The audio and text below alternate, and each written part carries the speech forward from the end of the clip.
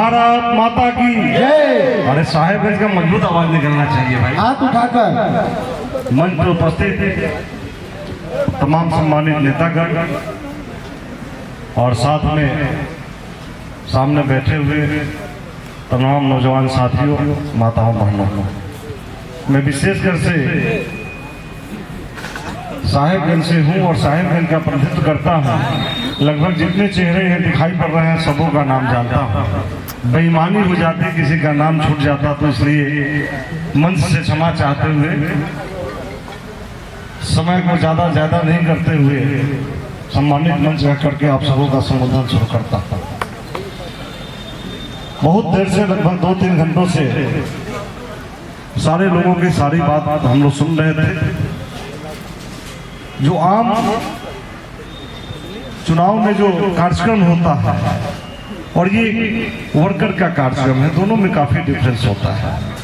यहाँ जिस चीज को मैं बोल रहा हूँ, ये सौभाग्य और अपने किस्मत की बात है कि यहाँ बैठे हुए लोग, हो सकता है कभी वो इधर बैठे और इधर वाले कभी उधर बैठे, सब के सब उस बात को बोल सकते हैं जो हम यहाँ से बोल रहे हैं। सब जानते हैं, सब नेता यहाँ बैठे हुए हैं। इसलिए मैं उन बातों को न बोल करके चुनाव को कैसे जीता जाए, चुनाव के बारे में नेता के प्रति, अपने प्रत्याशी के प्रति किस तरह की लोगों के अंदर सोच, सकारात्मक सोच या नकारात्मक सोच, उस नकारात्मक सोच को कैसे हम सकारात्मक रूप में बदलें, उस पर चर्चा होनी चाहिए। और जो सकारात्मक सोच है, वो सकारात्मक सोच वाले लोग कैसे नकारात्मक वाले को बदले, उसके बारे में बात करनी चाहिए। ये सब जानते हैं।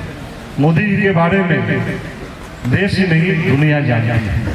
और इस बार का आपका चुनाव जो है, देश का प्रधानमंत्री बनाने के लिए नहीं है। इस बार का चुनाव जो आप चुनने जा रहे हैं, वो दुनिया का नेता बनाने के लिए। इस बार नरेंद्र मोदी जब चुनाव जीतते हैं तो दुनिया के नेता बनने वाले हैं। जो विश्वगुरु हमारे विवेकानंद जी ने शिकागो के भाषण में बताया था कि हिंदुस्तान एक दिन विश्वगुरु बनेगा, वो विश्वगुरु की ओर हम लोग बढ़ चले हैं। 2010 के बाद मुझे याद है, मैं विधानसभा में क्वेश्चन भी किया था, अपने नेताओं के सामने बैठ करके बात भी रखी थी। 1-to-1 राष्ट्रीय अध्यक्ष जी के साथ बैठ के भी बात करने का मौका मिला था। मैंने इस बात को रखा था कि भाई हिंदुस्तान अब कुछ डेवलपिंग कंट्री से अलग हट रहा है। दुनिया में 7-8 देश काउंट होते हैं, टॉप 10 देश डेवलप्ड कंट्री में। अब कहीं न कहीं डेवलप्ड कंट्री में इंडिया आने जा रही है। और जितना भी डेवलप्ड कंट्री है, वहां प्रेसिडेंशियल चुनाव होता है।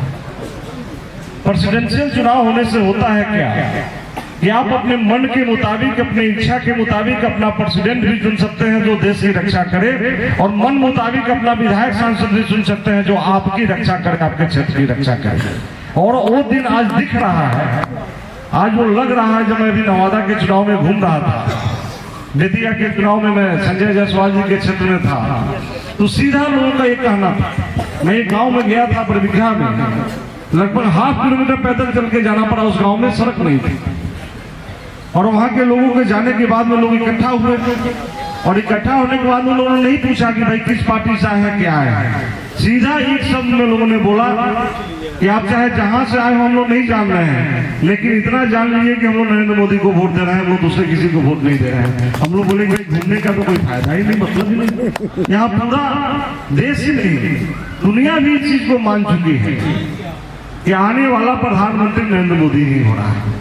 इसीलिए इस साल के नवंबर, दिसंबर, अक्टूबर, इन सब महीनों में दुनिया के विभिन्न देशों से आज आमंत्रण अभी ही मिल रहा है प्रधानमंत्री जी को।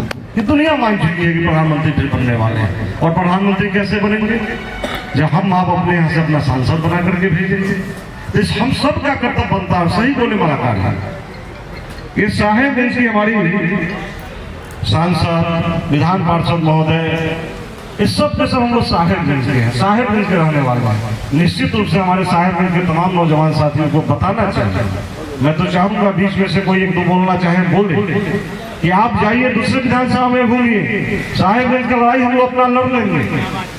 और मैं आपको बताऊंगा, बीच बीच में कहीं न कहीं से कंट्राडिक्टिव बातें सब आती है, उन सबको दिमाग से निकाल देंगे। आज मैं बुखार में हूँ, अभी भी बुखार में हूँ, सुबह 4 बजे सोने गया था एक कार्यक्रम से, लेकिन उसके बाद भी बुखार में भाग के सिर्फ आपके कंट्राडिक्शन को दूर करने के लिए आना पड़ा। कहीं न कहीं लोगों के मन में कुछ कुछ भावनाएं चलते रहते, उसको निकाल दीजिए। अब हम लोग को 55-56 साल हो गए, भारतीय जनता पार्टी का लोग हूँ और मरते दम तक भारतीय जनता पार्टी का ही लोग रहूंगा। इसलिए कहीं से किसी के दिल में, हाँ एक बात जरूर है, मैं खास करके सांसद महोदय, अब आपके बीच में कहना पड़ता है, ऐसे घर में चाची और चाचा के रूप में हम लोग एक दूसरे से बात करते हैं।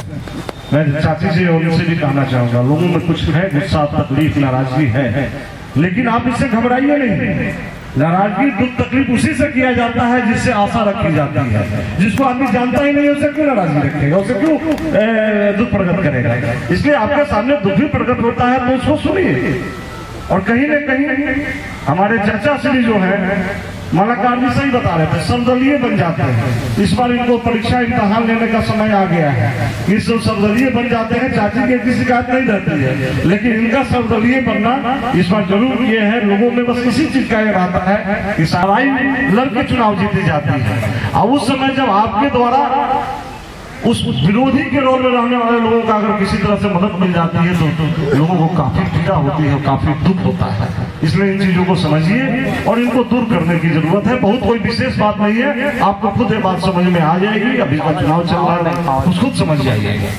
इतना जरूर कहना चाहेंगे, देखिए आप लोगों के सहयोग से, आप लोगों के आशीर्वाद से मुझे वो ताकत मिली जिस ताकत के बदौलत चौथी बार इस क्षेत्र का प्रतिनिधित्व कर रहा है। और चौथी बार प्रतिनिधित्व करने के बाद पार्टी एक बहुत बड़ी जवाबदेही, जिम्मेदारी भी सौंपती है।